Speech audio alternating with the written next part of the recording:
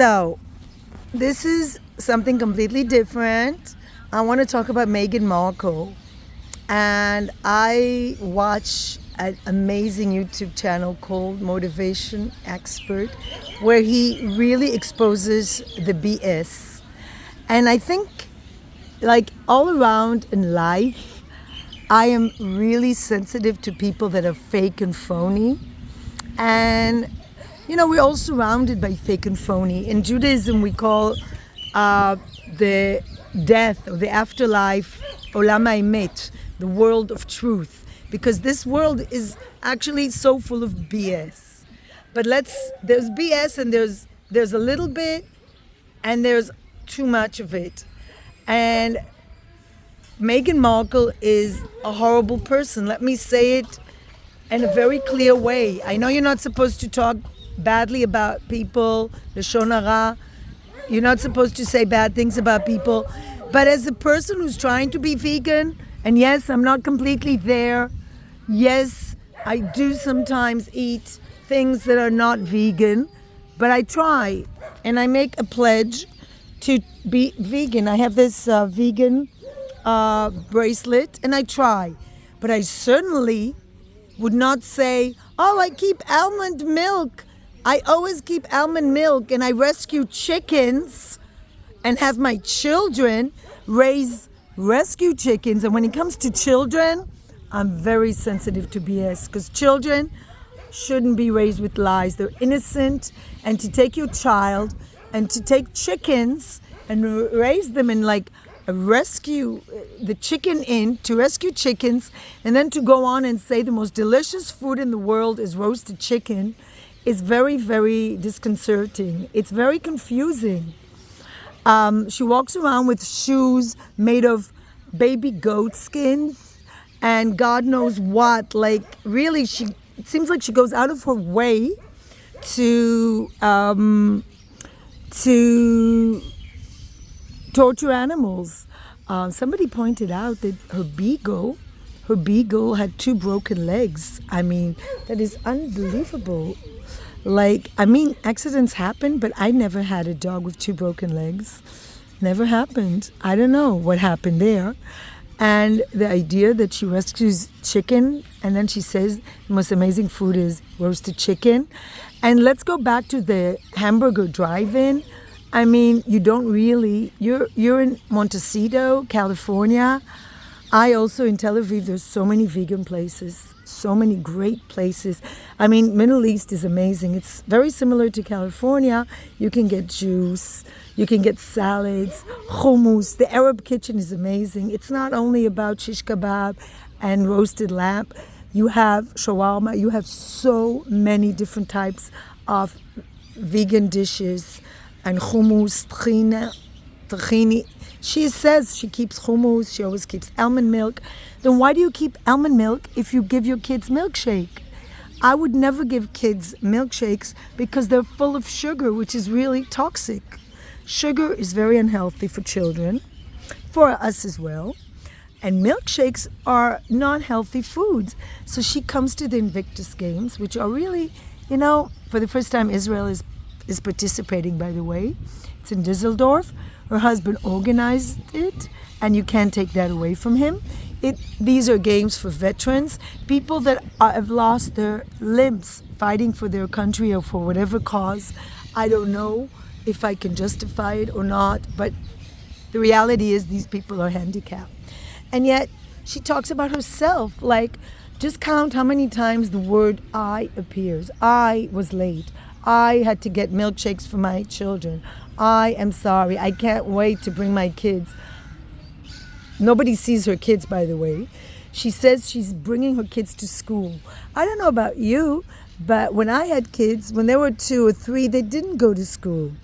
They did attend a special daycare. There was a Jewish daycare. I used to bring them for 4 hours. That's not school.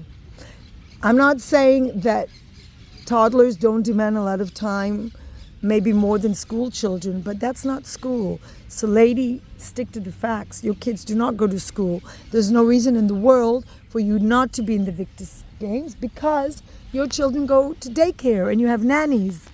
for sure. So, and you have a mother who's retired. Anyway, so she uses all these excuses. It's like, it's not about you. It's not about Meghan Markle, and it's not about Prince Harry. It's about people who are handicapped for life because of wars. And I wish there would be something more campaigning for peace amongst nations. But still, these people are empowered by these games. In Israel, I'm surprised Israel is participating for the first time, because Israel has a very strong support of athletic games for people that have been injured in the war or in terror attacks. You will see them often. Today I don't see them. Maybe it's because it's Rosh Hashanah, first day of Rosh Hashanah. Happy Rosh Hashanah, by the way. But you see them biking. They can't use their legs and they have special bikes. And there are people that are blind and so forth. We have a very active, they participate in the Paralympics. Just for your information, even though they make it sound like Prince Harry invented the concept, he did not invent the concept. Paralympics exist. These are Olympic Games for people that are handicapped for whatever reason. What's special about Harry's games, are the Invictus games, is it's about people that have been injured in war, as I understand, in the military service. I mean, he seems like such a nice guy, but when she comes in the picture, it's all about her. It's all about her. And when she talks about family, you want to vomit. I mean, this woman, as a person who's also experienced, I'm on the other side. I've been shunned by my family, very, very wealthy family, who doesn't want to admit wrongdoings.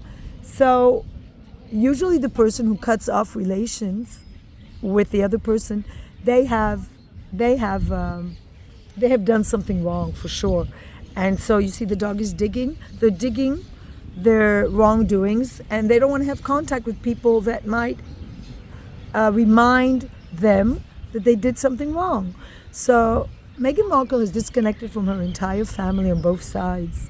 And she also has caused Harry to be in such conflict with his family that while his dear grandmother, an amazing lady, by all accounts, Queen Elizabeth, rest in peace, when she was very ill and, as we know now, suffering from an incurable disease, and her husband as well, who's done a lot for this world, fighting in World War II, both of them were really old. Then he found it the right time to go on international television and to trash them and accuse them of being racist. Now, I'm not the one who says British people are not racist, or, I don't want to generalize, but I'm sure that Britain has its share of wrongdoings towards the people they occupied and colonized, including this country, by the way. It was colonized by the British.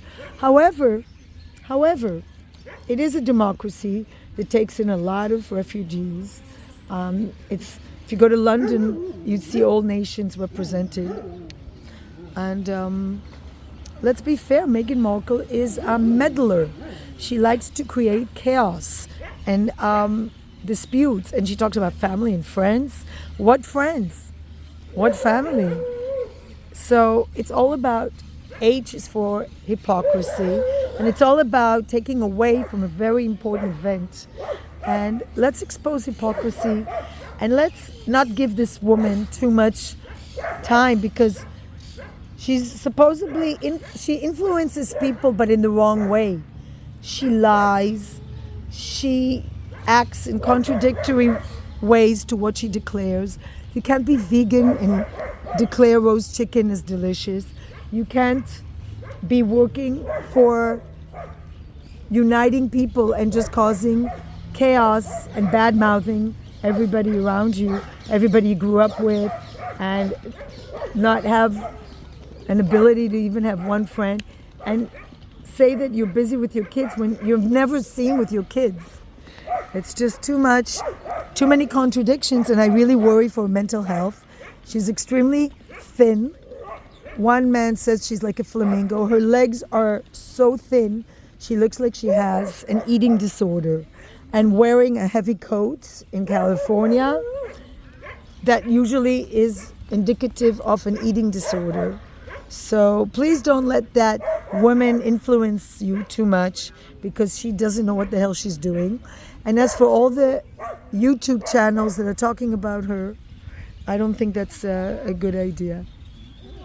Anyway, peace, light, and love. Rosh Hashanah. Happy Rosh Hashanah.